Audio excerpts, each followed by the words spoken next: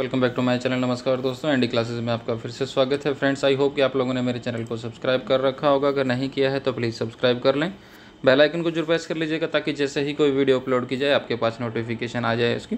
Friends, जैसे कि मैंने आपसे प्रॉमिस किया था कि मैं थर्ड शिफ्ट का भी जो रिव्यू है आपके सामने बिल्कुल लेके आऊँगा। तो जो क्वेश्चंस पूछे गए एक्चुअल में सभी क्वेश्चंस हमारे पास आ चुके हैं और इस वीडियो में हम सभी क्वेश्चंस डिस्कस करने वाले हैं। वीडियो थोड़ी लंबी हो सकती है तो एंड तक देखिएगा, क्योंकि क्वेश्चंस को जो है डिस्कस करने में थोड़ा सा टाइम लगने वाला है। आज की इस वीडियो में बहुत सारे क्वेश्चंस हमें मिले, इसलिए ये वीडियो लंबी होगी, ठीक है। और आपसे रिक्वेस्ट करना चाहूँगा, अगर आपको वीडियो पसंद आती है, हमारी जो कोशिशें हैं आपको पसंद आती है, तो आप वीडियो को लाइक ज़रूर करें। आपके एक लाइक से हमें काफ़ी मोटिवेशन मिलता है, ठीक है। चलिए शुरुआत कर लेते हैं आज की वीडियो की। अपने फ्रेंड्स के साथ शेयर करना बिल्कुल ना भूलें ताकि वो लोग भी लाभ उठा पाएँ। पहला जो क्वेश्चन पूछा गया, ओलंपिक 2020 में भारत की ओर से ओपनिंग सेरेमनी में ध्वजवाहक कौन था। जो ओपनिंग सेरेमनी होती है ओलंपिक में, उसमें ध्वज लेके जो चलता है देश का, तो भारत की ओर से कौन था जिसने ओलंपिक 2020 में भारत की ओर से ओपनिंग सेरेमनी में ध्वजवाहक बना। तो मैरी कॉम और हॉकी के जो कप्तान मनप्रीत सिंह है, ये दोनों जो हैं भारत की ओर से ध्वजवाहक थे ओलंपिक 2020 में। आपसे एक आंसर मैं चाहूँगा, अगर आप बता पाएँ तो कमेंट बॉक्स में लिख के आप बताइएगा कि पैरा ओलंपिक में ये काम किसने किया था। पैरा ओलंपिक जो 2020 हुए उसका ध्वजवाहक कौन थे, कमेंट बॉक्स में लिख के ज़रूर बताइएगा। तो ओलंपिक 2020 में मैरी कॉम और हॉकी के कप्तान मनप्रीत सिंह। 2020 में चिकित्सा में नोबेल प्राइज़ किसे मिला, ये क्वेश्चन पूछा गया था। 2020 में चिकित्सा में नोबेल प्राइज़ किसे मिला। तो नोबेल प्राइज़ जो है 2 अमेरिकी वैज्ञानिक हार्वे जे आल्टर और माइकल हाफ्टन और एक ब्रिटिश वैज्ञानिक चार्ल्स एम राइस को संयुक्त रूप से दिया गया। अब ऑप्शन क्या आया था ये देखने वाली बात है, ये नहीं पता चला, लेकिन क्वेश्चन यही था 2020 में चिकित्सा में नोबेल प्राइज़ किसे मिला। ऑपोजिट ऑफ एब्यूज इंग्लिश में पूछा गया था, एंटोनियम्स एब्यूज का। तो एब्यूज का जो सिनोनियम्स होता है वो mistreatment, ineffective, ill treatment, reproach, insolence, misuse. अब इसमें से जो है आप एक तरीके से उसका मीनिंग निकाल सकते हैं कि क्या है अब्यूज़ का मीनिंग।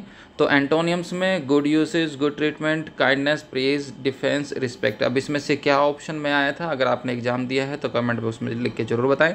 बाकी अब्यूज़ का एंटोनियम्स और सिनोनियम्स हम डिस्कस कर चुके हैं। इसमें एक क्वेश्चन हिंदी का आया था, गाड़ी स्टेशन पर आ गई है, इसमें कौन सा अव्यय है। गाड़ी स्टेशन पर आ गई है, इसमें कौन सा अव्यय है, ये क्वेश्चन पूछा गया था। तो जिन शब्दों में क्रिया की विशेषता का पता चलता है उसे क्रिया विशेषण कहते हैं। जहाँ पर, यहाँ, तेज, अब, रात, धीरे धीरे, प्रतिदिन, सुंदर, ऐसे जो शब्द आते हैं वहाँ पे क्रिया विशेषण अव्यय होता है। तो इसमें जो है गाड़ी स्टेशन पर आ गई है, इसमें जो है क्रिया विशेषण अव्यय है।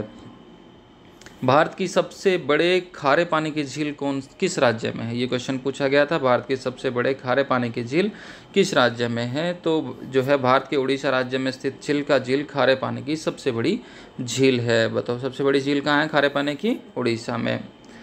अमेरिका की वुमन को वोटिंग राइट कब मिला, ये क्वेश्चन पूछा गया था। अमेरिका की जो वुमन हैं उनको वोटिंग का राइट कब मिला। तो अमेरिका जो है लोकतंत्र वहाँ का सबसे पुराना है, लेकिन फिर भी 1920 में पहली बार महिलाओं को वोट करने का अधिकार दिया गया था अमेरिका में। सर्व शिक्षा अभियान की शुरुआत कब हुई, ऐसा कुछ क्वेश्चन एग्जाम में पूछा गया था। तो शुरुआत 2001-2 में अटल बिहारी वाजपेयी के द्वारा की गई थी, प्रधानमंत्री थे उस टाइम पे वो। क्यूबॉइड से एक क्वेश्चन पूछा गया था, 3 क्वेश्चन डाटा इंटरप्रिटेशन से और 2 सिंप्लीफाई से क्वेश्चन पूछे गए थे, ये मैथमेटिक्स में पूछा गया। 2 क्वेश्चन सिलोगिज्म से पूछे गए थे, एक ओड वन आउट और एक क्वेश्चन नंबर सीरीज में गलत बताना क्वेश्चन पूछे गए थे। क्वेश्चन क्या क्या पूछे गए थे आगे डिस्कस करने वाले हैं हम। अमेरिका से एक क्वेश्चन था कि 1980 में एक एक्ट वहाँ पर पास हुआ था, वो एक्ट जो है किससे रिलेटेड था। एक क्वेश्चन अमेरिका से रिलेटेड ऐसा क्वेश्चन पूछा गया था। 3 से 5 क्वेश्चन जो है संसाधन से आए हुए थे, तो जो संसाधन हैं उनसे 3 से 5 क्वेश्चन आए हुए थे। रीजनिंग में एक क्वेश्चन पूछा गया था, एक सीरीज़ पूछी गई थी, अल्फ़ाबेट की सीरीज़ और एक नंबर की सीरीज़ तो पूछी गई थी। मिसिंग नंबर आपको बताना था। एक वेन डायग्राम से क्वेश्चन पूछा गया था जिसके अंदर नंबर्स दिए हुए थे, ठीक है, नंबर्स दिए हुए थे, तो उससे रिलेटेड एक जो है वेन डायग्राम पूछा गया था, आसान था वो। पियाजे से 6-7 क्वेश्चन पूछे गए थे, हर एग्जाम में पूछे जा रहे हैं पियाजे से। अगर आपने सभी रिव्यूज़ देखे हैं, मेरे चैनल पर अवेलेबल हैं सभी एग्ज़ाम्स के रिव्यूज़ 7 मार्च से और अब तक जितने भी हुए हैं, अगर आप देख लीजिए तो सभी में मैं आपको बताता नज़र आ रहा हूँ पियाजे से क्वेश्चन आए थे। तो पियाजे से क्वेश्चन हमेशा आ रहे हैं। एक स्टेज पूछी गई थी कि 2 से 7 ईयर की जो एज होती है उसमें पियाजे की मॉरल डेवलपमेंट से ये पूछा गया था कि ये स्टेज कौन सी होती है। एक ये क्वेश्चन पूछा गया था कि एडोलेसेंस को सबसे टफ पीरियड किसने बोला है, एडोलेसेंस को सबसे टफ पीरियड किसने बोला है, ये क्वेश्चन पूछा गया था। एक क्वेश्चन वेगोत्स्की और एक क्वेश्चन कोलबर्ग से भी पूछा गया था एग्जाम में। एक लीडरशिप से क्वेश्चन पूछा गया था, एक राजस्थान से क्वेश्चन पूछा गया था, एक कुछ जो है इंक्लूसिव एजुकेशन से क्वेश्चन पूछे गए थे। पिछले एग्ज़ाम जो 20 मार्च को हुआ उसमें भी इंक्लूसिव एजुकेशन से क्वेश्चन पूछे गए थे। ईवीएस पेडागोजी भर भर के पूछी गई थी। मोस्टली जो है सेल्टर और यात्रा बेस्ड क्वेश्चन पूछे गए थे। हिंदी का पैसेज जो है भाषा पर था, मानक भाषा, तो इसका पैसेज था, उस पर क्वेश्चन पूछे गए थे। एक क्वेश्चन सिमिलर वर्ड और एक अपोजिट, बाकी पैसेज से क्वेश्चन पूछे गए थे हिंदी में। इंग्लिश के पैसेज जो था वो हैप्पीनेस रिपोर्ट पर क्वेश्चन था, जिसमें कि पोलैंड और फिनलैंड के बारे में काफ़ी डीपली डिस्कस किया गया था। कोई वॉइस, कोई स्पीच जो है नहीं थी, सिर्फ वोकैबुलरी बेस्ड इंग्लिश थी। करंट का जो है कुछ भी नहीं था 2020 के बाद का, सिर्फ 2020 तक के करंट अफेयर्स पूछे गए थे। वर्ल्ड कॉन्फ्रेंस पूछा गया था जिसमें एजुकेशन फॉर ऑल के बारे में बताया गया है, वो जो है पूछा गया, सबसे पहले डिस्कस हुआ जिस कॉन्फ्रेंस में। फर्स्ट एड पे क्वेश्चन पूछे गए थे। क्रॉस सेक्शनल स्टडी और लॉन्गिट्यूडिनल स्टडी के ऊपर क्वेश्चन पूछे गए थे। बैम्बलिंग वन वर्ड स्टेज पहचाननी थी और लॉन्ग एड्रेस के बारे में भी क्वेश्चन पूछा गया था। Assessment evaluation in work education के ऊपर क्वेश्चन पूछे गए थे। फंडामेंटल राइट और ड्यूटी कितनी है, इसके ऊपर एक क्वेश्चन पूछा गया था। अमेंडमेंट्स कहाँ से लिए गए हैं, इनके ऊपर एक क्वेश्चन पूछा गया था। इन्फेंट, एल्कोहल और प्रेग्नेंट लेडी पर क्वेश्चन पूछे गए थे। क्वेश्चन क्या पूछा गया था प्रेग्नेंट लेडी पे, वो हम अगली स्लाइड में डिस्कस करेंगे। तो एम्ब्रोनिक स्टेज के 3 पॉइंट में से कौन सा सही था, ये क्वेश्चन पूछा गया था। 4 ऑप्शन था, ऑब्वियसली उसमें से जो है आपको एक आंसर बताना था एम्ब्रोनिक स्टेज के बारे में। किस अनुच्छेद में भारत की राजभाषा हिंदी का प्रावधान है, ये क्वेश्चन पूछा गया था। इसके अलावा अनुच्छेद 5 से 11 क्या बताता है, ये क्वेश्चन पूछा गया था एग्जाम में। वो टीचर कौन है हमारा जब क्रिटिकल सिचुएशन में लाइफ होती है, तो हमारा टीचर कौन होता है, ये क्वेश्चन पूछा गया था एग्जाम में। हिरण, लोमड़ी, घोड़ा, हाथी, कमेंट बॉक्स में लिख के बताइए हिरण, लोमड़ी, घोड़ा, हाथी में से अलग कौन है। कमेंट बॉक्स में लिख के बताना है आपको, हिरण, लोमड़ी, घोड़ा, हाथी में से अलग कौन है। पॉपुलेशन एजुकेशन की शुरुआत किस कंट्री से हुई, पॉपुलेशन एजुकेशन की शुरुआत किस कंट्री से हुई, ये क्वेश्चन पूछा गया था।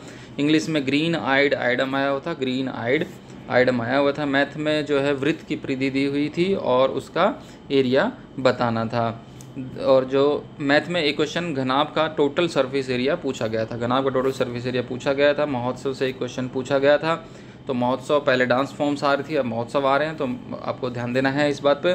बजरंग पूनिया किस खेल से संबंध रखते हैं, ये क्वेश्चन पूछा गया था। फ्री स्टाइल रेसलर, कुश्ती खिलाड़ी हैं बजरंग पूनिया।